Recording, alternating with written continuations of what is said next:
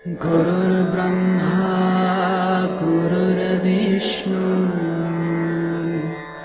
गुरुर्देवो महेश्वरा गुरुर्साक्षात् परब्रह्म तस्मै श्री गुरुवे नमः।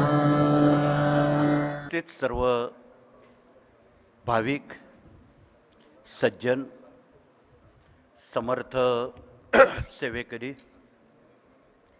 उपस्थित असणारे सरकारी अधिकारी, मान्यवर, आपला अत्यंत महत्त्वाचा वेळ खर्ची घालून आपण गुरुपीठामध्ये स्वामींचा आशीर्वाद घेण्यासाठी आलात. सोबत आणि समोर मुंबईहून प्रति चौथ्या शनिवारी येणारे सर्व सेवेकरी, इथे जमलेले सर्व जिल्ह्यातून राज्यातून उपस्थित असणारे सर्व सेवेकरी, माता भगिनी, सर्व वृत्तपत्र वृत्तवाहिन्या, या कार्याशी संलग्न असणारे आणि सेवेत पारायण असणारे, त्याचबरोबर राष्ट्रभक्तीत सहभाग घेणारे, या सर्व अंगांनी आपण या सेवेमध्ये सहभागी झालात. राष्ट्रभक्ती या अर्थानं की गेली अनेक दशकं आणि शतकांपासून या कार्यातून वैयक्तिक जीवन यशस्वी करण्यासाठी स्वामींचा आशीर्वाद, कौटुंबिक जीवनाशी असणारा आशीर्वाद तथा संवाद, तसेच सामाजिक कामात आपण मागे राहता कामा नये म्हणून त्यासाठी स्वामींचा आशीर्वाद, राष्ट्रीय सेवेत आपला सहभाग असावा, तोही एक विभाग या कार्यातून सातत्यानं चालवला जातो. आणि आध्यात्मिक सेवेचा तर प्रश्नच नाही, त्याशी आपण निगडीत आहात. जीवनात भेडसावणाऱ्या असंख्य समस्या निवारण्यासाठी स्वामींच्या आशीर्वादाची जरूर आहे आणि तो प्राप्त करण्यासाठी आपला बहुमोल वेळ खर्ची घालून आपण उपस्थित झालात. अनेक दशकांची शतकांची परंपरा असलेला हा स्वामी मार्ग आहे. स्वामी मार्गाविषयी तथा कार्याविषयी आपणा सर्वांना मार्ग विदितच आहे. तथापि द्वापार युगानंतर परब्रह्म भगवान श्रीकृष्णांनी अवतार समाप्तीचं एक ध्येय धोरण मांडलं आणि त्यानुसार त्यांनी अवतार समाप्ती केली. आणि तदनंतर त्याच ठिकाणी, ज्या ठिकाणी कुरुक्षेत्रावर ते अंतर्धान पावले, तिथेच काही दिवसात पृथ्वी दुभंगून एक 8 वर्षाची बालक मूर्ती प्रगटली आणि ती मूर्ती आज तगायत बहुविध आविष्कार दत्तात्रयांचे घेऊन ती मूर्ती आजही काम करत आहे. त्यांना श्री स्वामी समर्थ म्हणतात. इसवी सन 1049 चंडीगडजवळ चेलीखेडे गावात स्वामींचं प्रकटन झालं. अनेक देवदेवतांचं रहस्य असेल, पण स्वामींचं जरा वेगळेपण आहे. पृथ्वी माता फक्त स्वामींना जन्म देऊ शकली, कुठल्याही मानवी देहामध्ये ते जन्म घेऊ शकत नव्हते. म्हणून स्वतः पृथ्वी मातेनं त्यांना जन्म दिला आणि त्यातूनच या पृथ्वीवर, या विश्वामध्ये मानवजातीचं, या जीवसृष्टीचं सर्वार्थानं कल्याण व्हावं, त्यांचा उद्धार व्हावा, म्हणून त्यांनी 1049 नंतर जगभर आणि देशभर पायपीट पदभ्रमंती केली. 1378 साल उजाडलं आणि 1378ला त्यांनी दक्षिण भारतात पिठापूर ही आपली जन्म आणि कर्मभूमी निवडली आणि त्या ठिकाणी त्यांनी दत्तात्रेयांचा पहिला आविष्कार श्रीपाद श्रीवल्लभ हा धारण केला आणि संपूर्ण दक्षिण भारतभर बालसंस्कार हे काम त्यांनी हाती घेतलं. कारण मागच्या आविष्कारात तथा भगवान श्रीकृष्णांच्या काळात प्रत्यक्ष भगवान श्रीकृष्णांना मातृभक्ती, पितृभक्ती, मायेची ममता, पित्याची पाखर त्यांना दीर्घकाल मिळाली नाही. त्यांचा जन्मच मुळात तुरुंगात झाला. आपण येत्या श्रावण महिन्यात त्यांचा जन्मोत्सव साजरा करणार आहोत. त्यांच्या जीवनादर्शावर किती बोललं तेवढं थोडं आहे. म्हणून त्यांना या आविष्कारात वाटलं की आईची ममता, पित्याची पाखर काय असते. म्हणून त्यांनी प्रात्यक्षिकरित्या पिठापूर येथे आपली जन्म आणि कर्मभूमी निवडली. आणि सुदैवानं आज आपण इथे बसलेले सर्वजणांना पिठापूरविषयी माहिती आहे. तिथे स्वामींचा दरबार पूर्णत्वावर वाटचाल करत आहे आणि लवकरच आपणा सर्वांना त्या ठिकाणी स्वामी चरित्र, गुरुचरित्र, श्रीपाद चरित्र वाचण्यासाठी आणि त्या ठिकाणी होणाऱ्या वास्तुशांती, मांदियाळी सोहळ्यानिमित्तानं आपणाला दिवाळीच्या आसपास हे कोरोनाचं संकट मिटल्यावर आपणा सर्वांना जायचं आहे. म्हणजे त्यातला मतीत अर्थ आणि भावार्थ आपणाला समक्ष गेल्यावर नक्कीच कळेल, यात दुमत नाही. म्हणून पिठापूर ही भूमी निवडली आणि हो हो म्हणतात संपूर्ण दक्षिण भारतामध्ये मूल्य शिक्षणाचं काम नेटानं त्यांनी घडून आणलं. तत्कालीन त्या प्रदेशात असंख्य साधू संतांची त्यांनी गुरुपदं घेतली, त्यांना कामाला लावलं. हो हो म्हणता 1528 साल उजाडलं. या पृथ्वीवर माणसाच्या आयुष्याला नियतीनं मर्यादा घातलेल्या. हजारो वर्षे एक माणूस किंवा एक व्यक्ती किंवा एक आविष्कार कार्य करू शकत नाही. म्हणून त्यांनी शर्ट बदलवला आणि त्या ठिकाणी आम्ही शैल्यगमन करतो म्हणून त्यांनी ते अंतर्धान पावले आणि इकडे नरसिंह सरस्वती कारंजाला महाराष्ट्र राज्याच्या अकोला जिल्ह्यात त्यांनी हे अवतरण किंवा प्रकटीकरण केलं.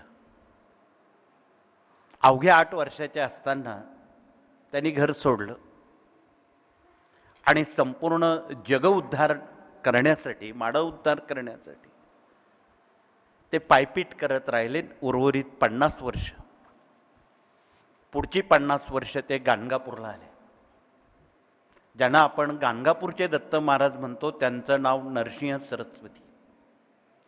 अवघ्या भारतामध्ये आणि जगामध्ये जो 5वा वेद आपण गुरुचरित्र वाचता त्यामध्ये श्री नरसिंह सरस्वतींचं अध्ययन ग्रंथकर्त्यानं नेटक्या आणि सोप्या भाषेत मांडलेलं आहे. ते तामिळीत आहे, कानडीत आहेत, मराठीत आहेत, हिंदीत आहेत आणि आता आपण इंग्लिशमध्ये विदेशातल्या लोकांना भगवान दत्तात्रेय आणि त्यांचे आविष्कार कळावेत म्हणून असंख्य भाषेतून हे स्वामींचं वाङ्मय जगभर प्रचारित करत आहोत, हे आपणाला विदित आहे. जवळपास 50 वर्ष गाणगापूरला स्वामी होते आणि त्यांनी मागच्या आविष्काराचा परामर्श घेऊन ह्या आविष्कारात आपणाला, मागच्या आविष्कारात आपण संस्काराकडे लोकांना वळवलं, पण उपजत बुद्धीनं त्यांना जी दुःख आहेत, त्यांना दैविक, भौतिक, आध्यात्मिक जी दुःख आहेत, जटिल समस्या आहेत, दुःख निवारण झाल्याशिवाय त्यांना मनशांती मिळणार नाही. म्हणून त्यांनी ठरवलं, स्वबळावर गाणगापूर तीर्थ निर्माण केलं आणि त्यांनी एक शब्द दिला असंख्य मानव जातीला की जो या संगमावर स्नान करेल, जप करेल, तप करेल, सेवा करेल, त्यांचा योगक्षेम मी चालवीन आणि ते दुःखमुक्त होतील. आणि तसंच झालं.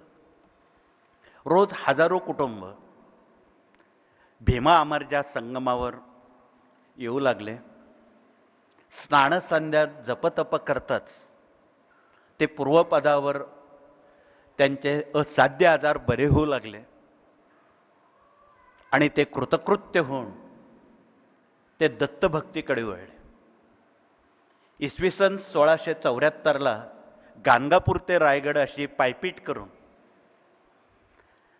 छत्रपतींच्या प्रशासनाला आशीर्वाद देण्यासाठी, जिजाऊंना आशीर्वाद देण्यासाठी गाणगापूर ते रायगड पायपीट करत रायगडावर महाराज आले आणि सर्वप्रथम जिजाऊ साहेबांना सिंहासनावर बसून त्यांना गौरव उद्गार काढून त्यांना आशीर्वाद दिला. ही राजमाता, ही लोकमाता या भारतात, या महाराष्ट्रात आली नसती तरी ही संस्कृती कदापिही टिकली नसती. म्हणून त्यांना गौरव उद्गार, आशीर्वाद देऊन छत्रपतींना सिंहासनावर बसून त्यांनी थोर असे उद्गार काढून त्यांना शुभ आशीर्वाद दिले. निवृत्ती ज्ञानदेव सोपान मुक्ताबाई एकनाथ नामदेव तुकाराम, हा एक संतांचं घोषवाक्य त्यांच्या कानी त्यांनी मांडलं. हे वाक्य तसं सोपं नाही. या वाक्यामध्ये आध्यात्मिक अर्थ भरलेला आहे. तत्कालीन अनेक संतांनी आपापल्या वेगळ्या चुली विचाराच्या मांडलेल्या होत्या. अनेक संप्रदाय, अनेक पंथ अस्तित्वात येत होते.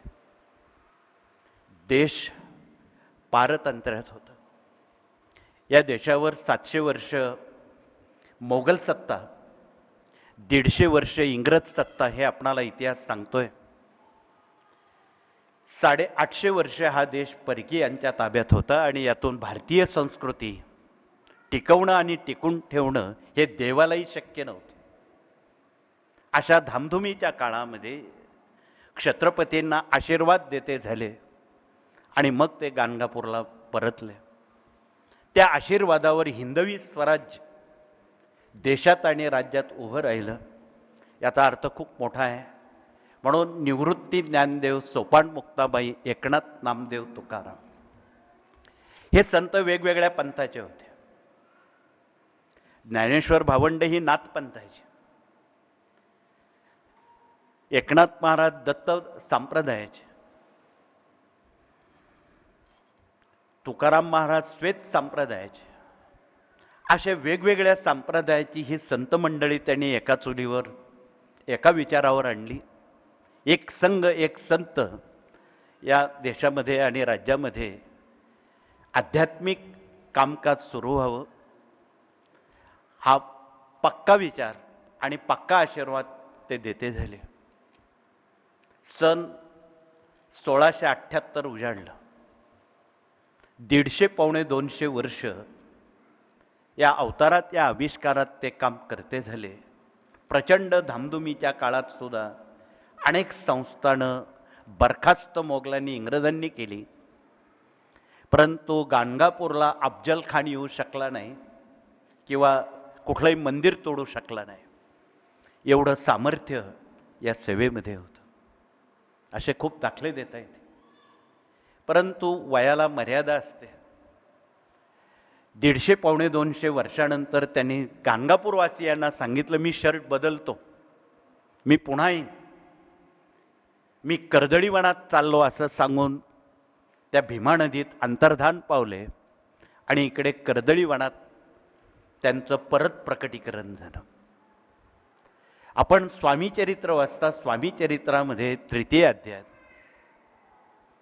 स्वामी ज्यावेळी कलकत्त्याला आले, पुन्हा मूळ आविष्कारात आले आणि अक्कलकोटला आल्यानंतर मूळ वडाचं झाड अकलेचं कोट, हे घोषवाक्य त्यांचं नेहमी असायचं.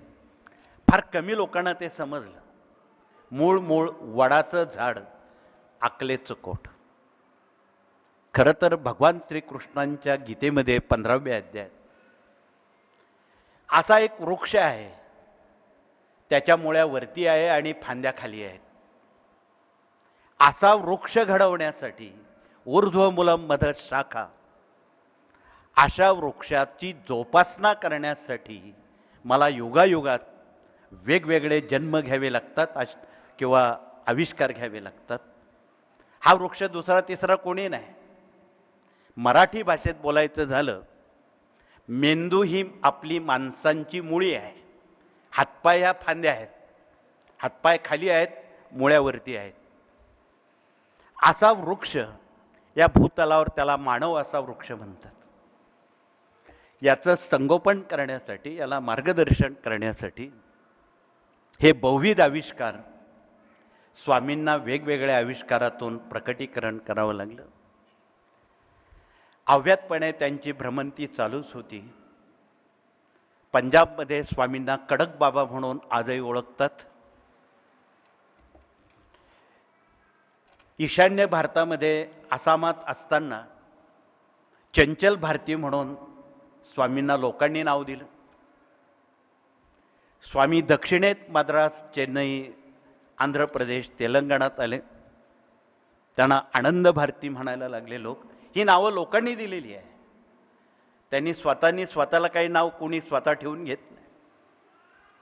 आणि 1818ला अहमद शाह अब्दालीचा पराभव झाल्यानंतर तो अफगाणिस्तानात पळून गेला आणि परत या देशावर युनियन जॅक लागले, इंग्रजांची सत्ता आली. त्यातूनही महाराष्ट्र वाचला जावा म्हणून स्वामी पायपीट करत वेंगुर्ल्याला आले. कोकणाच्या सरहद्दीवर पायपीट करत करत ते मुंबईला आले. इथे मुंबईकर बसलेले आहेत. बिर्जे साहेब, तुम्ही आज बरेच जणांना घेऊन आलात.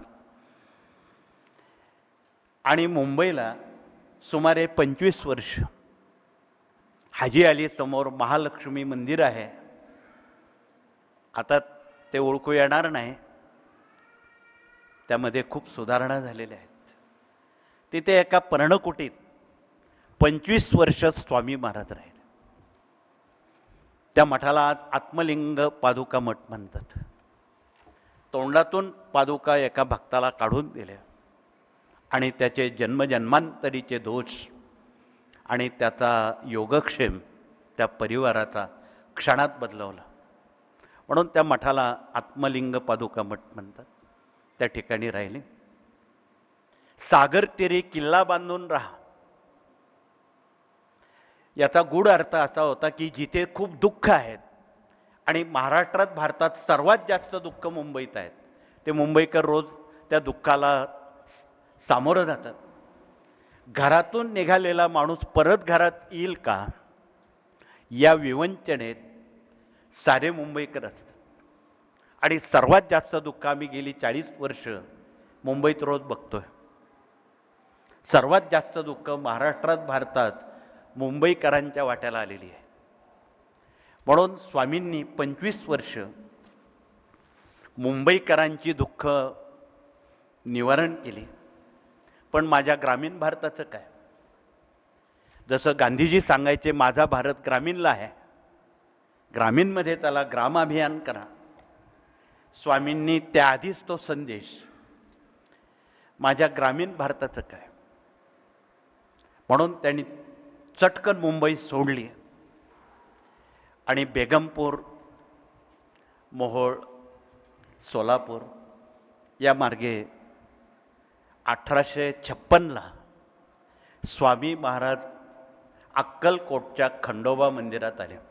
अर्थात त्यावेळी अक्कलकोटचं नाव प्रज्ञापुरी होतं, अक्कलकोट नव्हतं. हे आपल्या महाराष्ट्रातल्या लोकांनी स्वामींना अक्कलकोट स्वामी किंवा श्री स्वामी समर्थ हे नाव महाराष्ट्रातल्या लोकांनी दिलेलं आहे, इतर नाही. का तर महाराष्ट्र हा देशाचं हृदयस्थान आहे आणि महाराष्ट्रात जन्म घेणं हे इतर प्रदेशापेक्षा निश्चित काहीतरी त्यात अर्थ दडलेला आहे. आम्ही परवा बद्रीनाथ केदारला बघितलं, एक विदेशातली व्यक्ती, जकार्त्याची, घरदार सोडून ती आजही गंगाद्वारला आलेली हिमालयात. ती येण्याचं कारण आम्ही विचारलं की माझ्या वाचन संस्कृतीमध्ये, वाचनामध्ये भारतात जन्म घेणं आणि मृत्यू होणं हे परमभाग्याची गोष्ट आहे. म्हणून निदान माझा जन्म नाही देशात झाला, पण मृत्यू तर या देशात येईल. म्हणून त्यानं खूप मोठा उद्योगपती, त्यानं आपली सारी संपत्ती गरिबांना दान केली आणि तो बद्रीनाथ केदारच्या परिसरात पर्णकुटीत राहतोय. अजून तो हयात आहे. आम्ही त्यांना विचारलं, तुम्ही एवढं सगळं घरदार सोडून इथे आलात? अहो म्हणे, माझा मृत्यू इथे या भूमीत यावं म्हणून मी आलो.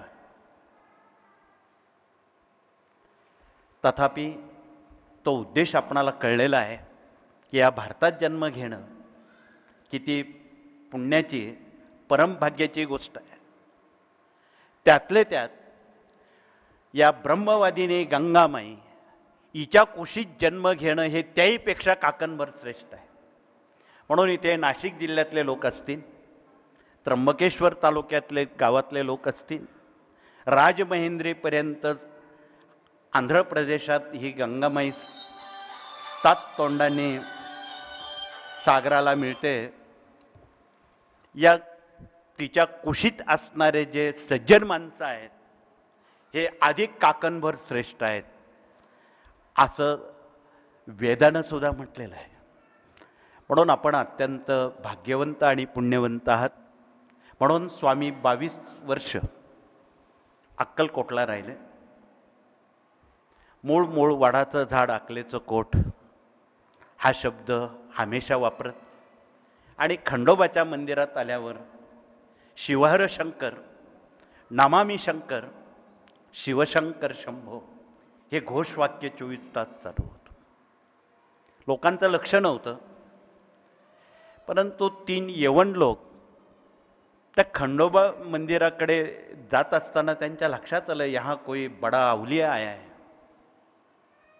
म्हणून त्यांनी परीक्षा बघायचं ठरवलं, हे कोण अवलिया आहे. आपण स्वामींची आरती रोज म्हणतो, यवने पुसले स्वामी कहाँ है, स्वामी तो अक्कलकोट में ही है. याचा अर्थ असा झाला, ते 3 यवन परीक्षा बघत असताना स्वामींजवळ एक चिरूट रिकामं पडलेलं होतं आणि त्यांनी मनात त्यांनी एक संकल्प केला की हे जर खरे अवलिये असतील ते चिरूट तोंडाला लावून ते रिकामं चिरूट पेटू शकतील किंवा त्यातून धूर येऊ शकेल. स्वामी मनकवडे त्यांनी ते त्या क्षणी चिरूट तोंडाला लावलं आणि त्या रिकाम्या चिरूटामधून मोठ्या प्रमाणात धुराचे लोट व्हायला लागले. हे बघताच त्यांचे पाय कंप करायला लागले, घाबरले. ते यवन पळायला लागले. यांनी थांबवलं, ठहरो बोले, कहाँ भागते आप. ते घाबरत घाबरत शेजारी चोळप्पाचं घर होतं. त्या चोळप्पाच्या घरी आले आणि चोळप्पाला विनंती करायला लागले, यहाँ बहुत बड़े अवलिया आए हैं, आप पूछताछ करो. म्हणून चोळप्पा धावपळ करत खंडोबा मंदिरात आला. स्वामींना विनंती केली, आपण गेली 3-4 दिवस अन्न नाही, पाणी नाही, शिवहर शंकर ही प्रार्थना तुम्ही भगवान शिवाला करताय, शिव म्हणजे खंडोबा, तुम्ही माझ्या घरी चला. मूकसंमती दिली आणि प्रदीर्घ काल चोळप्पाची परीक्षा पाहून त्याच्या घरी ते राहिले. एवढी परीक्षा कठीण होती. 18 विश्व दारिद्र्य घरी असणाऱ्या चोळप्पाला एक वेळेची भ्रांत होती. आलेलं धान्य ते गाईला घालून द्यायचे, केलेल्या चपात्या गाईला घालून द्यायचे. एक वेळ परत त्यांना उपवास करावा लागायचा. पण तो चोळप्पा, त्याची पत्नी निमूटपणे या परीक्षेत पास झाले. स्वामी आपली परीक्षा हमेशा बघतात. आजही कोण उतरतो, कोण त्यात पास होतो, हे स्वामी आजही बघतात. म्हणून तसल्या परीक्षा चोळप्पा त्यात निपुण झाला. आणि आपण स्वामी चरित्र वाचता ऐकता स्वामींचं जे ध्येय होतं, ग्राम अभियान, खंडोबाच्या मंदिरात का बसले असतील? या भारताचे पिताश्री खंडेराव आहेत, म्हणजे शंकर आहेत. शंकर म्हणजे खंडोबा. उद्याचा जो श्रावण महिना आहे त्यात आपण भगवान शिवाची सेवा तथा कुलदैवत या नात्यानं आपण ती सेवा करणार आहात. भारताच्या मातोश्री पार्वती आहेत. आपण आज त्याची सांगता नवरात्राची करत आहोत उद्याला. वर्षभरात 4 नवरात्र येतात. बऱ्याच कमी लोकांना माहीत आहे ही 4 नवरात्र. बरेच लोक महाराष्ट्रातले अश्विन नवरात्र आणि चैत्र नवरात्र करतात. त्यात पौष नवरात्र अष्टमी ते पौर्णिमा हे शाकंभरी नवरात्र देवीचं आहे. आषाढ कृष्ण अष्टमी ते अमावस्या उद्याच्या दिवस हे आषाढ नवरात्र आहे. वैयक्तिक, कौटुंबिक, सामाजिक, राष्ट्रीय आपत्ती निवारण्याचं हे नवरात्र आहे. म्हणून आज भाग्यवान लोक आहेत की ज्यांनी या 4 पीठांसमोर, अष्टपीठांसमोर नवरात्राची सप्तशतीची सेवा रुजू केलेली आहे. आणि एरवी सुद्धा भारताच्या मातोश्री पार्वती आहेत आणि त्यांनी घेतलेले हे 52 शक्तिपीठ भारतात पैकी 4 महाराष्ट्रात आहेत. त्यामध्ये सप्तशृंग उत्तर महाराष्ट्र, तुळजापूर मराठवाडा, महालक्ष्मी पश्चिम महाराष्ट्र, विदर्भ रेणुकामाता.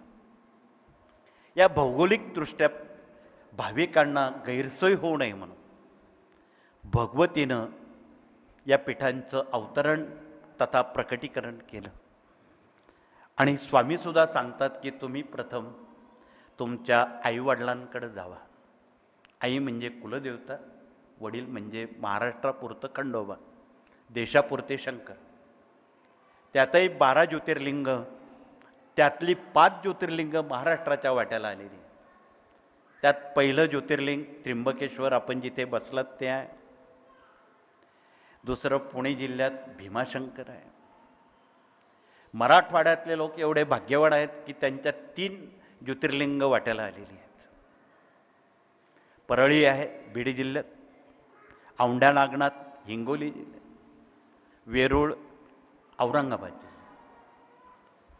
ही सारी शक्तिपीठं महाराष्ट्राला अभय देण्यासाठी, दुःखमुक्त करण्यासाठी, सामर्थ्यवाढीसाठी ही सारी शक्तिपीठं भगवतीची आणि शिवाची ही कार्यरत आहेत. आणि ही कार्यरत राहावी म्हणून स्वामींनी याचं प्रकटीकरण कुलधर्म, कुलाचार आणि संस्कृती उद्धारण्यासाठी अवतार घेतला. म्हणून या कार्यातून केवळ स्वामींपुरतंच सांगितलं जातं असं नाही.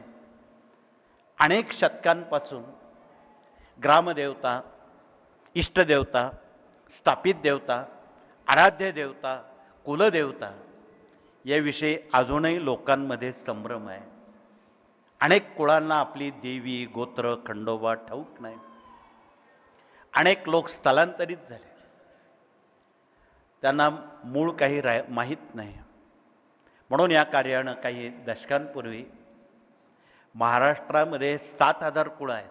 96 कुळींपैकी काही आहेत. त्यांची गोत्र, देवी, खंडोबा, छत्रपती शिवरायांचा जो अभ्यास होता त्यात कुठलाही बदल न करता क्षात्रधर्म या ग्रंथानं या 7,000 आणि उपपोट कुळांची उपमाहिती क्षात्रधर्मानं आपणापर्यंत प्रसारित केलेली आहे. पुन्हा त्या प्रती आपण पुनर्प्रकाशित करत आहोत की जेणेकरून उद्याच्या नव्या पिढ्यांना देवी, खंडोबा, गोत्र याचा विसर पडू नये. भारतभर किंवा विदेशात आम्ही परवा दुबईत बघितलं, महाराष्ट्रातली 10,000 कुटुंब आहेत. त्यांनी आपल्या क्षात्रधर्माचा अभ्यास केला आणि अरब देशांसारख्या देशामध्ये एकही कुटुंब कुलधर्म, कुलाचाराला, गोत्राला विसरलेलं नाही. मला त्यांचं कौतुक करावंसं वाटलं. दुबईतल्या लोकांचं त्यांचं तोंडपाठ होतं, आमचं गोत्र अमुक आहे, देवी अमुक आहे, खंडोबा अमुक आहे. उद्या कॉन्व्हेंटमध्ये शिकणाऱ्या नव्या पिढ्यांना हे कोण शिकवेल? म्हणून येणाऱ्या ज्या आपत्ती आहेत त्यात गेल्या 1.5-2 वर्षात कोरोना नावाची आपत्ती थांबायचं नाव घेत नाही. आपण 2 वर्षापासून आणि गेल्या दशकापूर्वी 99 साली ज्ञानदान 156 पानावर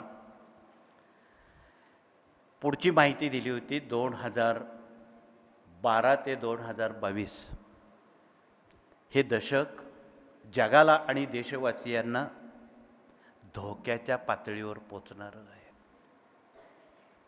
धोक्याचं स्वरूप त्यात मांडलेलं आहे. जणू हे तिसरं महायुद्ध आहे. युद्धात तरी शत्रू समोर काय करतोय आपणाला कळतं, पण हा कोरोना नावाचा जो शत्रू आहे तो आपल्याला दिसत नाही. त्याचा मुकाबला कसा करायचा हेही कळत नाही. आणि अशा या युद्धसदृश स्थितीवर असंख्य लोक जगामध्ये आणि देशामध्ये दगावले. काही प्रेतसुद्धा ताब्यात मिळाली नाही आणि जी मिळाली त्यांचा कुठलाही 10वा 13वा अंत्येष्टी कर्म झालेलं नाही. ही अत्यंत दुर्दैवी बाब आहे आपल्या संस्कृतीच्या दृष्टीने. यावर जगात कोणाकडे उपचार नाहीत.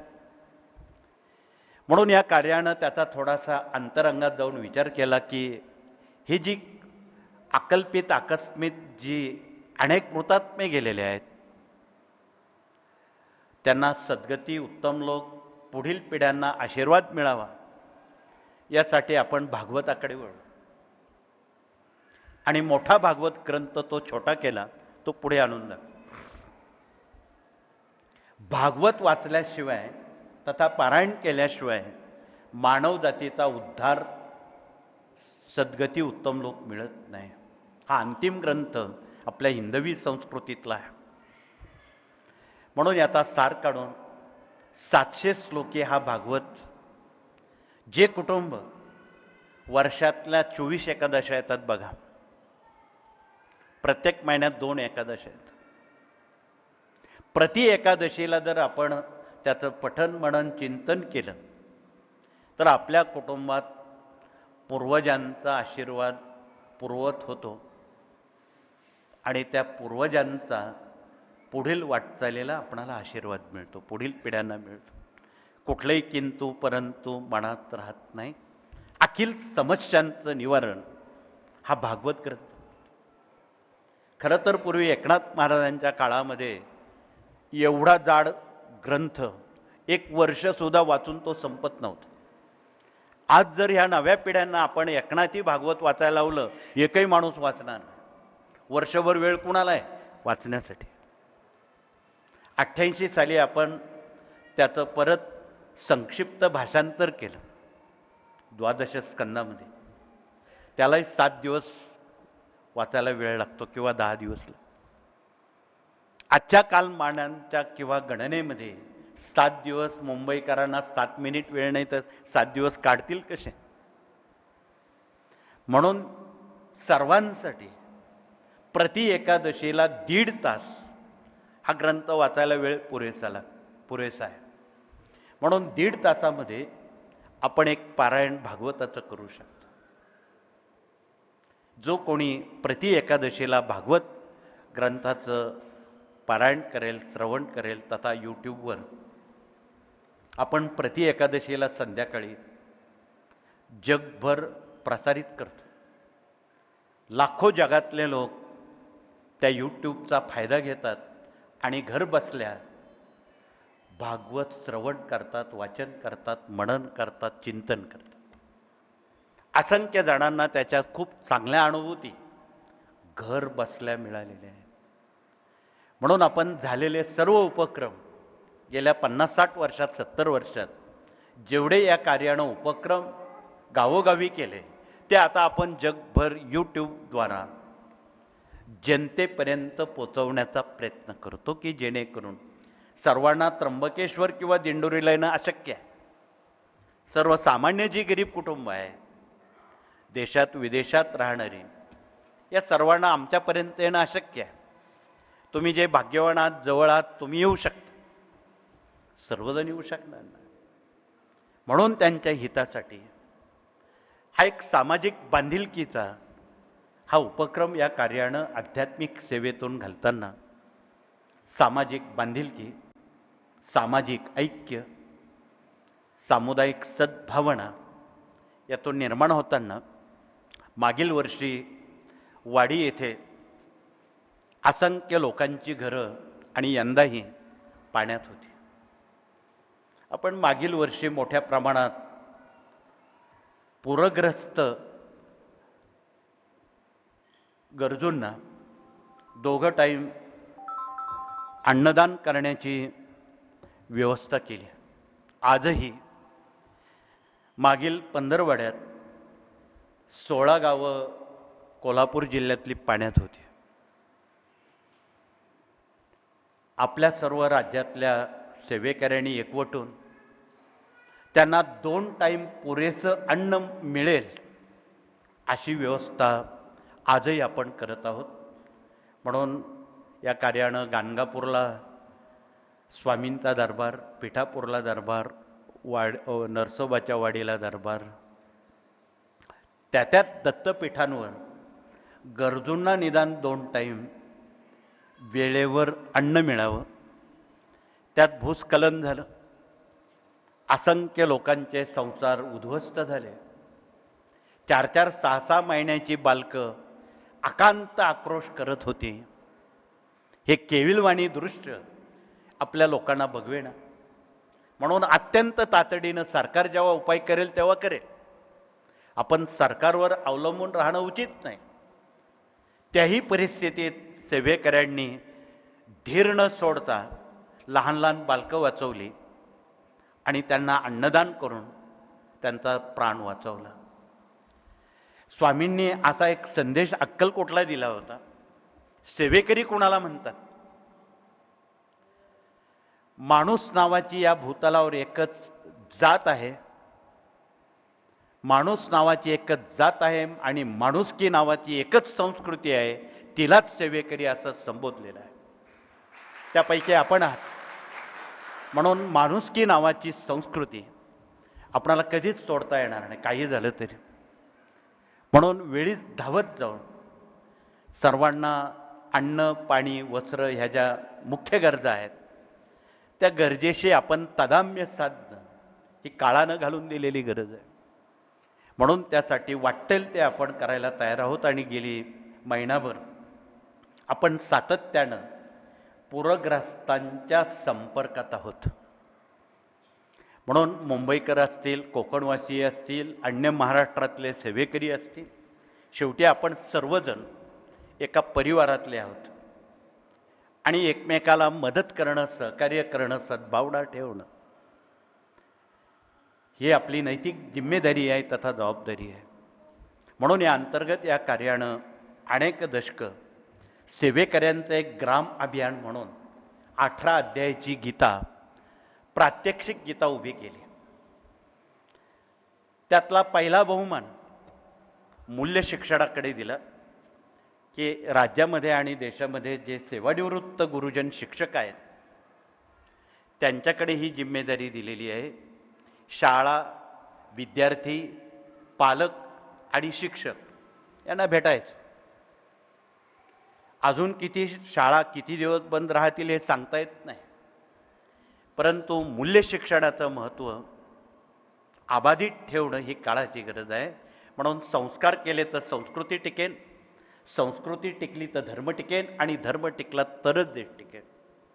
त्यासाठी एक मूल्य शिक्षणाचं महत्त्व अबाधित ठेवण्यासाठी ही जिम्मेदारी समाजातले जे घटक आहेत त्यापैकी गुरुजन, शिक्षक यांच्याकडे ही जिम्मेदारी दिली. दुसरा घटक तेवढाच महत्त्वाचा डॉक्टर आहे. आज आपल्यामध्ये डॉक्टर लोक आले असतील, त्यांच्यावर ही जिम्मेदारी दिलेली आरोग्य संविधान. आणि या ठिकाणी गेले अनेक दशकं आपण कॅन्सरवर, असाध्य आजारावर सातत्यानं विना मूल्य मार्गदर्शन आणि दवा देत आहोत. त्या दव्याचं नाव आहे सप्तरंगी काढा आणि मुळी, दोघे दाखवा. आजपर्यंत गेल्या 2 दशकामध्ये सुमारे 2.25 लाख रुग्ण ठणठणीत बरे आहेत.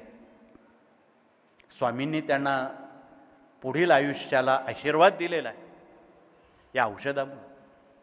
म्हणून कुठलाही कॅन्सरचा रुग्ण तुमच्या जवळपास कोणी असेल, इथून दवा घेऊन जा. त्याला पहिलं अभय द्या, बाबा तू बरा होशील, तुला काही झालेलं नाही. म्हणून त्याला सप्तरंगी काढा आणि सप्तरंगी मुळी पाण्यात घासून जर दिली, 40 दिवसात तो ठणठणीत बरा होतो. दुसरा आजार, ज्यांना घशाचा, जिभेचा, मेंदूचा कॅन्सर झालेला आहे, त्यांच्यासाठी ही जंगली भेंडी, रानभेंडी आहे. ती मधात घासून जर ते गर दिला, 100% घशाचे, तोंडाचे कॅन्सर हा आजार 21 दिवसात बरा करतो. म्हणून आपण मुंबईकरांसह तुम्ही टाटाकडे नेण्याच्या भानगडीत पडू नका. कारण एक टाटाचा केमो म्हटला की 80,000 रुपये घेतात. गरिबानं कुठून आणायचं? इथे रुपया लागत नाही. तिसरा कॅन्सर गाठीचा आहे. त्यांच्या पोटात किंवा शरीरबाह्य गाठी आहे. त्यांनी वेखंड नावाची वनस्पती आहे, ती गाईच्या गोमूत्रात घासून गरम करून तो लेप लावला बाह्य गाठीला आणि पोटात असेल तो गर प्राशन केला, 3 ते 4 आठवड्यात 100% गाठी गळून पडतात, विना कापाकापी, विना खर्चानं.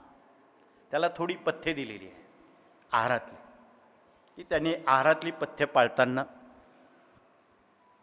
वांगी, उडीद, मका, बाजरी, हिरवी मिरची या 5-6 वस्तू जर बंद केल्या, आयुष्यात डॉक्टरांकडे त्यासाठी जायचं काम नाही. तेवढं जिभेवर जर आपण नियंत्रण ठेवलं तर निश्चितपणे यातून आपण बाहेर येऊ किंवा त्यातून बरं होऊ शकतो. म्हणून असाध्य जे आजार आहेत त्यावर अत्यंत सोपे आणि प्रभावी इलाज या कार्यानं देताना गेल्या 2 वर्षापूर्वी पंजाबमध्ये 150 साधूंना कॅन्सर झाला. वय वर्ष 40च्या आतली ती साधू मंडळी होती, तरुण मुलं. शिर्डीला शेवटची भेट घेण्यासाठी ते आले. शिर्डीच्या लोकांनी सांगितलं, आज 4था शनिवारी तुम्ही कुठेच जाऊ नका, तडक तुम्ही त्र्यंबकेश्वरला जा. परिचय नसताना ती 150 साधू मंडळी इथे आली. त्यातल्या एकानं आपली कथा व्यथा मांडली. सुदैवानं इथे दवा उपलब्ध होता आणि त्यांना पुरेसा एवढा दवा त्या साधूंना आम्ही दिला. तुम्ही विश्वासानं घ्या. स्वामी पंजाब प्रांतातूनच आलेले आहेत, त्यांना पंजाब प्रांताची ओळख करून दिली. त्यांना खूप बरं वाटलं. अत्यंत काटेकोरपणानं आणि श्रद्धेनं तरी तो दवा घेतला.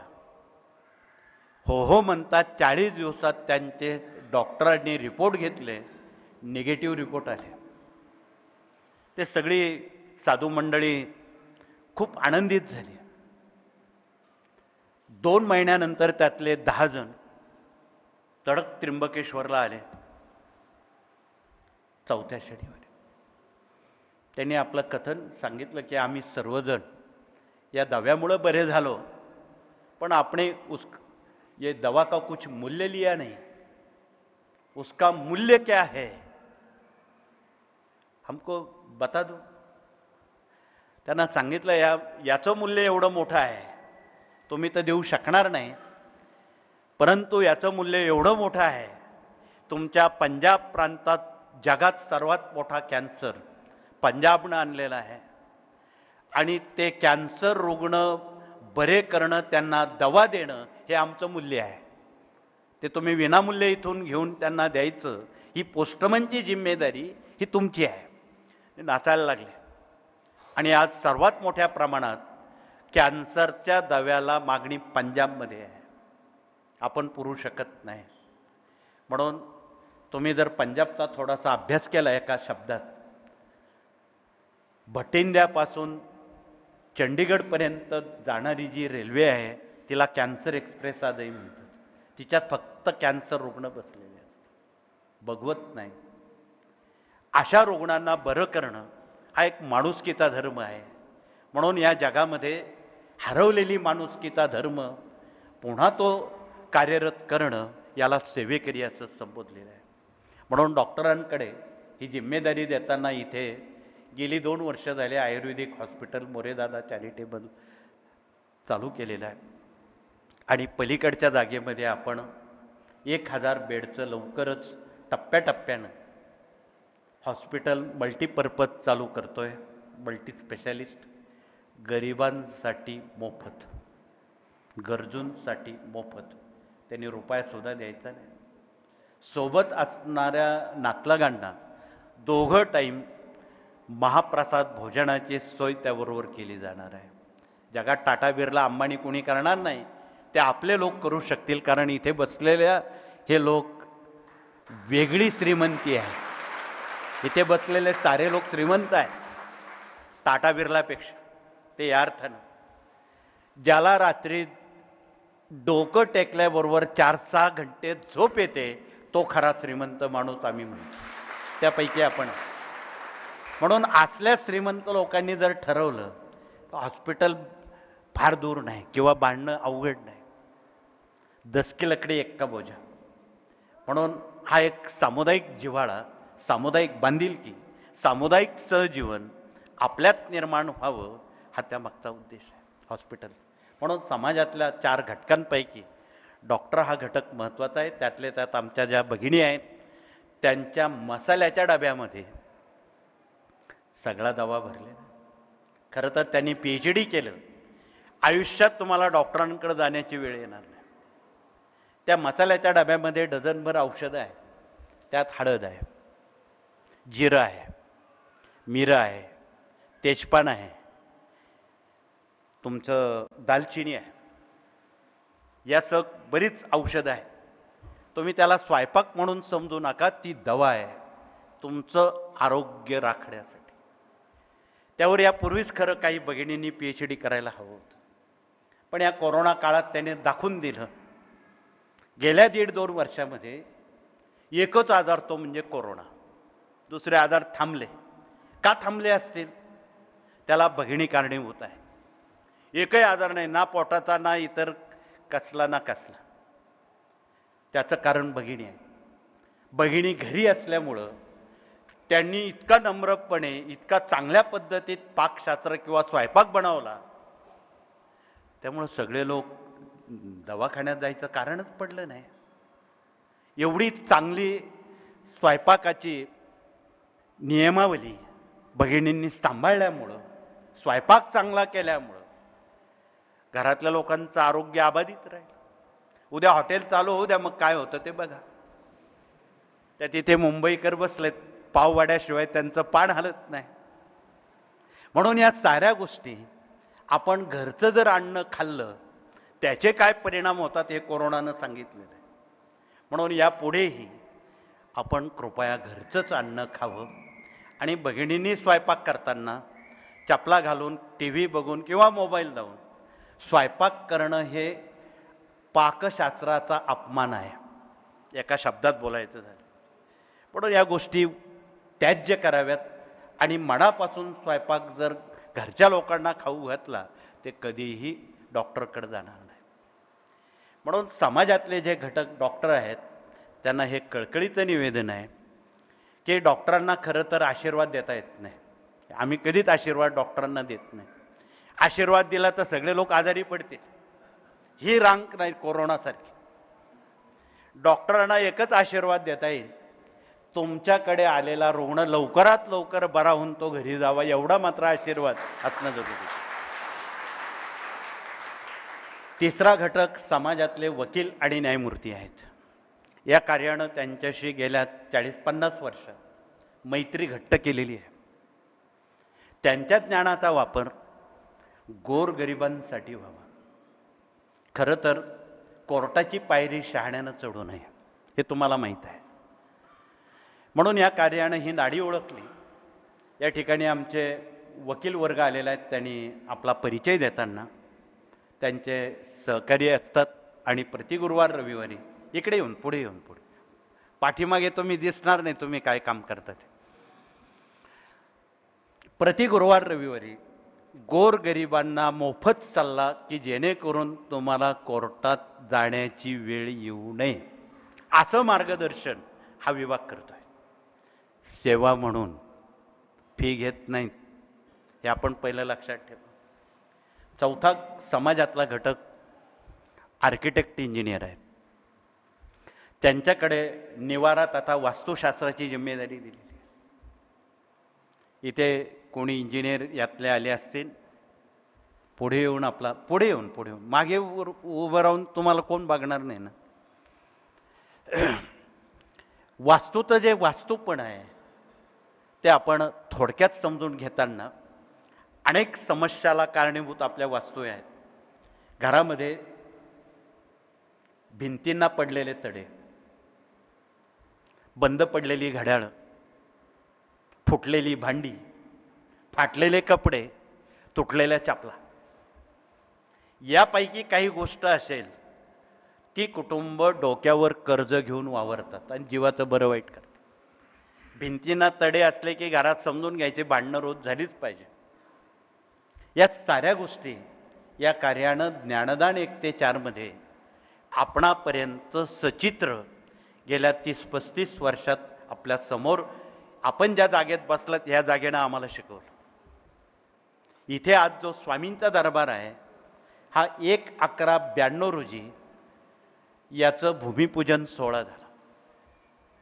जगातल्या, देशातल्या, गावातल्या सगळ्या लोकांनी आम्हाला वेड्यात काढली, इथं कशाला दरबार बांधतं. इथे कोणी कुत्रं येत नव्हतं, दुर्लक्षित जागा होती. ठीक आहे, जिथं कोणी नाही तिथे आम्ही. म्हणून आपण त्यावेळी या दरबारची शुभारंभ केला. खूप अडचणी आल्या. सगळे इंजिनियर आर्किटेक्ट हारले. ज्यांनी महाराष्ट्रातले सगळे कारखाने 6 महिन्यात चालू केले अशा इंजिनियर आर्किटेक्ट लोकांनी एमी झालेल्या त्यांनी हात टेकले.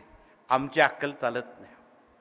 मग ठीक आहे, तुमची अक्कल चालत नाही, मग आपण वास्तूप्रमाणेच चालू.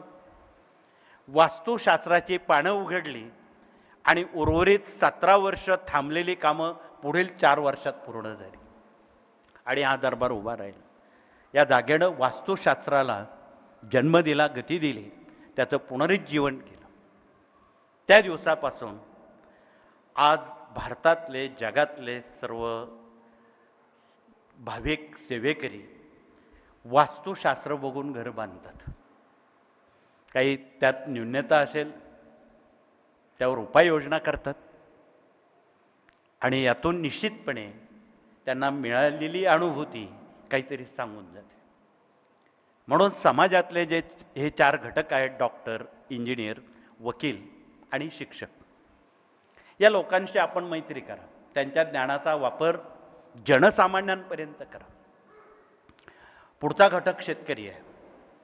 शेतीची जिम्मेदारी शेतकरी मेळावे आतापर्यंत हजारो केले. असा महाराष्ट्रात एकही जिल्हा नाही गडचिरोलीपर्यंत की त्या जिल्ह्यापर्यंत आपण पोचलो नाही आणि कृषी मेळावा केला नाही.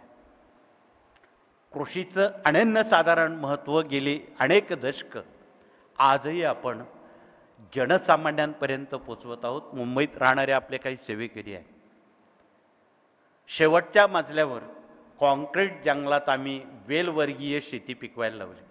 वर टेरेसवर कुंड्या ठेवून वेलवर्गीय शेती करायला लावली आणि त्या बिल्डिंगमध्ये राहणाऱ्या लोकांना ताजा भाजीपाला उपलब्ध करून दिला. असं जर धाडस आपण शेतीतून केलं तर शेतकरी मुलांना, शेतीत काम करणाऱ्या लोकांना उत्साह वाढेल, आनंद वाटेल, नैराश्य दूर होईल, आत्महत्या थांबतील. आत्महत्या थांबण्यासाठी या कार्यानं एक उपाय आणलेला आहे. त्याचं नाव आहे पंचगव्य. इथे गोशाळा आहे, तुम्ही बघितली असेल पलीकडे. 300-400 गायी आहेत. जे कोणी सांभाळत नाही ते आपण सांभाळतो. भारतीय संस्कृती मीमांसकारांनी गायीला अनन्यसाधारण जे महत्त्व दिलेले ते यासाठी. गायीचं शेण, गायीचं गोमूत्र, गायीचं दूध, तूप, दही 1-1 चमचा एका वाटीत घेऊन तुम्ही प्रति शनिवार रविवारी स्नानापूर्वी लावून स्नान केलं, तुम्हाला आयुष्यात कुठल्याही तीर्थक्षेत्रात जाण्याची वेळ गाय येऊ देत नाही. सध्या तीर्थक्षेत्र भारतात बंद आहेत, महाराष्ट्रात बंद आहेत. तुम्ही तुमची घरं तीर्थक्षेत्र करा. म्हणून हे ड्राय केलेलं पंचगव्य आहे. जसं तुम्ही दिपवळीत उटणं लावतात तसं एक चमचाभर उटणं वाटीत स्नान करण्यापूर्वी अंगाला लावून स्नान केलं, तुम्हाला हवी तेवढी ऊर्जा मिळते. नकारार्थी विचार थांबतात, आत्महत्येपासून माणसं बचावतात. म्हणून इथे आमचे बनसोडे काका आलेले आहेत, गेले ते 40 वर्ष रथयात्रेत आणि या प्रश्न उत्तर विभागात काम करतायत. त्यांनी गायीवर असं सुंदर काव्य केलेलं आहे, ते आपणाला थोड्या वेळात 5 मिनिटात ते सांगणार आहेत की गायीला महत्त्व भगवान श्रीकृष्णांपासून तर छत्रपती शिवाजीराजांनी ते कसं तिचं महत्त्व वाढवलं. काल परवापर्यंत आमचे गाडगे बाबा असतील, तुकडोजी असतील, महात्मा गांधी असतील, या संतांनी सुद्धा गायीचं महत्त्व अबाधित का ठेवलं, तर त्यांना माहीत होतं उद्या लोक आत्महत्या करणार आहेत. गायींची संख्या घटलेली आहे. पूर्वी बिना शेतकरी लोकसुद्धा एक गाय पाळायचे बघा. आम्ही मुंबईत सुद्धा पूर्वी बघितलं, तिथे सुद्धा गायी पाळायचे. त्याचं अनन्यसाधारण महत्त्व भारतीय संस्कृतीनं आजतागायत टिकून ठेवलेलं आहे, ते आपणाला बघावं लागणार आहे. कृषीच्या महत्त्वाबरोबर प्रशासकीय कामकाज, प्रशिक्षण प्रतिनिधी, हस्तशास्त्र, स्वरशास्त्र, संख्याशास्त्र, ज्योतिषशास्त्र हे सामान्य माणसाला कळावेत. हे प्रति गुरुवार रविवारी आम्ही दिंडोरीला सांगतोच. तथापि याज्ञिकी प्रतिनिधी इथे आलेले असतील, त्यांनी आपला परिचय देताना त्यांच्याकडे 2 संशोधनाची जबाबदाऱ्या गेल्या काही दशकांपासून दिलेल्या आहेत. एक भूकंप होऊ नये म्हणून. भूकंप यंत्र असेल तर दाखवा, पलीकडे आणून दाखवा. एक ध्वज आणून दाखवा वादळ थांबण्याचं. आमचे मुंबईकर हुशार. मागच्या मे महिन्यात कालच्या खूप मोठं वादळ झालं, ते कोकणात सरकलं. मुंबईकरांनी 200 ध्वज लावले, हे मुंबई वाचली. म्हणून निवेदन आहे की ज्यावेळी वादळ येतं त्यावेळी हा जर ध्वज लावला आणि त्याखाली बसून मारुतीचं स्तोत्र वाचलं. वायुपुत्र कोण आहे? हनुमानजी आहे. वादळ फक्त मारुती रायाचंच ऐकते, इतरांचं ऐकत नाही. म्हणून मारुती स्तोत्र तथा मारुतीची स्थापना पूर्वाचार्यांनी गावाबाहेर का केली हे त्याचा अर्थ आपणाला कळेल. भूकंप होणे म्हणून भूकंप यंत्र आहे. तुम्ही बघा, देशात आज तागायत खूप भूकंप झाले, पण भूकंप होणाऱ्याची 24 तास 48 तास आधी जमिनीत राहणाऱ्या प्राण्यांना ती माहिती असते. आजपर्यंत भूकंपामध्ये एकही उंदीर मेलेला नाही, घुस मेलेला नाही, सर्प मेलेला नाही. या लोकांना ते लवकर कळतं 24 घंटे आधी. आपल्याला केव्हा कळतं? भूकंप झाल्यानंतर आपण JCB पाठवतो प्रेत काढायला. एवढी आपली बुद्धी मागे आहे. ह्या प्राण्यांना आधी कळतं. आम्ही लातूरच्या भूकंपात समक्ष होतो. आदल्या दिवशी आमचा लातूरला कार्यक्रम होता किलारीच्या भूकंपामध्ये. आदल्या दिवशी आम्ही 12-1 पर्यंत जागं होतो. त्यावेळी आकाशामध्ये असं वेगळं वातावरण निर्माण झालं. कावळे अपरात्री ओरडायला लागले. कावळा कारणाशिवाय रात्री ओरडत नाही. कुत्रे रडायला लागले, कारणाशिवाय नाही. आम्ही अंदाज काहीतरी दुर्घटना होणार. आणि दुसऱ्या दिवशी पहाटे किलारीचा भूकंप. भुजचं तेच झालं. भुजला आपला कार्यक्रम होता. आदल्या दिवशी या सगळ्या घटना आमच्या तोंडीपाठ आहेत. म्हणून अशा वेळी आपण योजक तत्र दुर्लभा या उक्तीप्रमाणे अशा काही घटना ज्यावेळी घडतात त्यावेळी आपण घराच्या बाहेर जर आलो, जीवितहानी टळते. म्हणून या प्राण्यांकडून काय शिकावं की जे जमिनीत प्राणी राहतात ते श्वसनशास्त्रामध्ये त्यांना एक श्वसनशास्त्र दिलेलं आहे, श्वासशास्त्र. त्या श्वासावर त्यांना विश्वात चालणाऱ्या घडामोडी कळतात. जसं आपण अध्यात्मामध्ये आंतरकुंभक बाह्यकुंभक करतो, त्याच्या पलीकडचा हा भाग आहे. आणि तो सर्प, उंदीर, घुस, जमिनीत राहणारे जे प्राणी आहेत त्यांना कळतात. त्यासाठी हे भूकंप यंत्र आहे. हे जर प्रत्येक गावी जनतेनं, गावकऱ्यांनी स्थापन केलं, 1 ते 1.5 रिश्टरपेक्षा मोठा भूकंप होणार नाही, जीवितहानी होणार नाही. म्हणून या साऱ्या सामाजिक बांधिलकीशी संबंधित असणाऱ्या ज्या बाबी आहेत, आपण तुम्ही म्हणाल की या कार्यात फक्त अध्यात्मच बोललं जातं. आम्ही 20% अध्यात्म करतो, 80% सामाजिक बांधिलकी पत्करलेली आहे. म्हणून आपण समाजाच्या काही देणेदार लागत आहोत. म्हणून सामाजिक बांधिलकीतून आपणाला एकमेकाला सहकार्य करण्याची सद्भावना यातून निर्माण होईल. म्हणून हे सगळ्या 18 विभागातला शेवटचा विभाग मराठी अस्मिता आणि भारतीय संस्कृती आमच्या माता भगिनींनी जिवंत ठेवलेली आहे.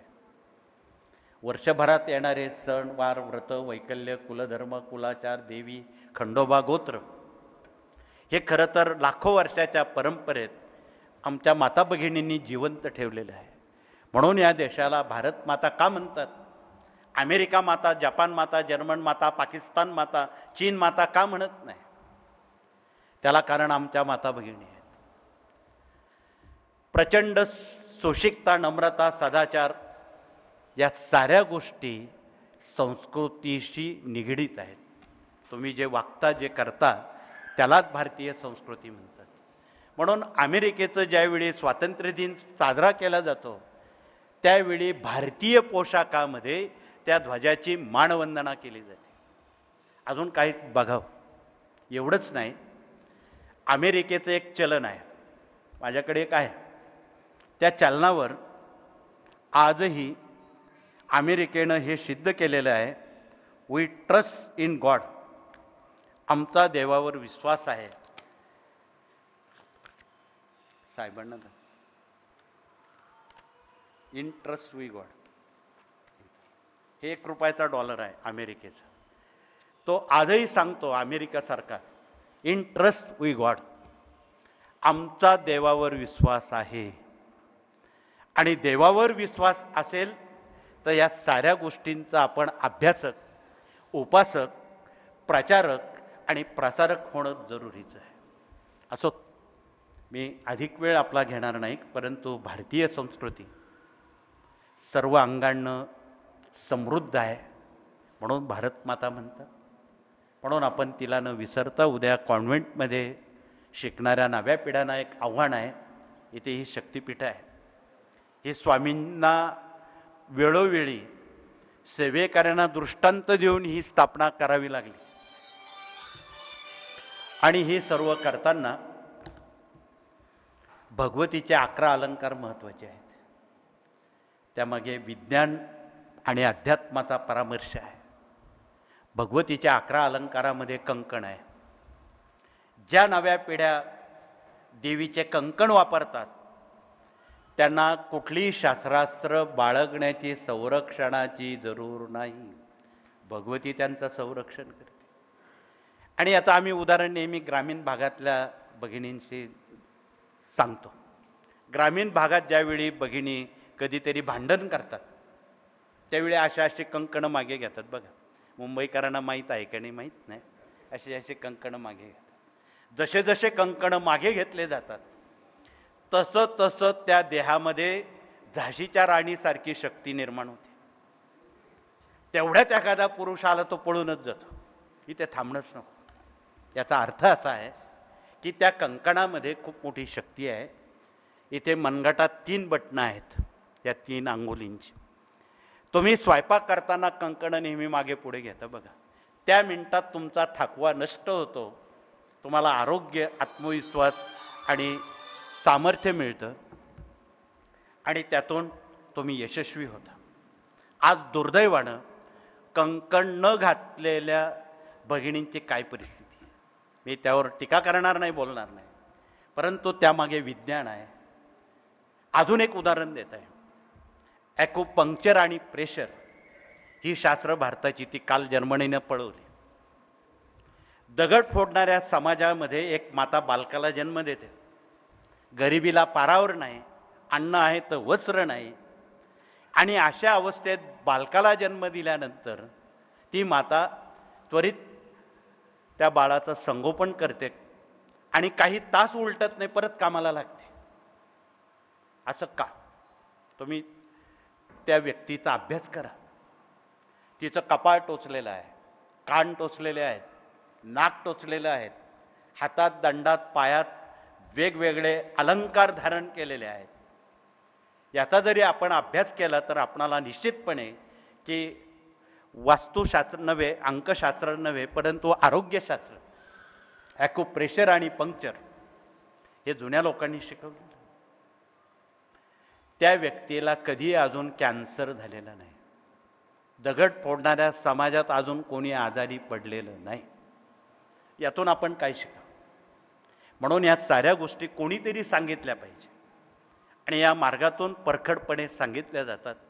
म्हणून आपणाला निवेदन आहे, हे भगवद्गीतेकडून हे शिकावं. या अलंकाराची माहिती विज्ञानातून शिकावी, अज्ञानातून नव्हे. म्हणून कळकळीचं सांगणं आहे. वेळेला विराम करण्यापूर्वी आपण खूप वेळ बसलात. आपण दिंडोरीला सकाळी आला होतात.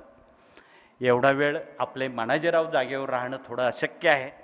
मानाजीराव तास दीड तासानंतर पुढच्या गोष्टींची काळजी करतात. घरी गेलंच पाहिजे, गाडी पकडलीच पाहिजे, पुढचं स्वयंपाक, जेवण, या सगळ्याच गोष्टी आपणाला आगाऊ सांगत असतात.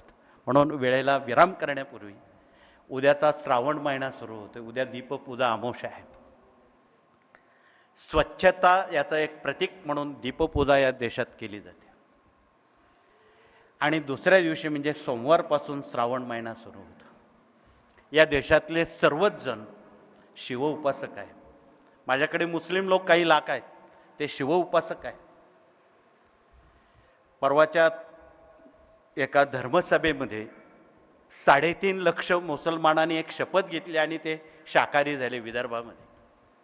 आणि ते नेहमी प्रस्तावना करायला आम्ही त्यांनाच लावतो. इथे त्र्यंबकला म्हणा किंवा कुठे, काशीला सुद्धा आम्ही त्यांनाच प्रस्तावना करायला लावली होती. सांगायचा आशय असा आहे की आपणाला आहाराचं, विहाराचं, आचाराचं, विचाराचं महत्त्व अबाधित ठेवण्यासाठी आपण एकत्र येणं.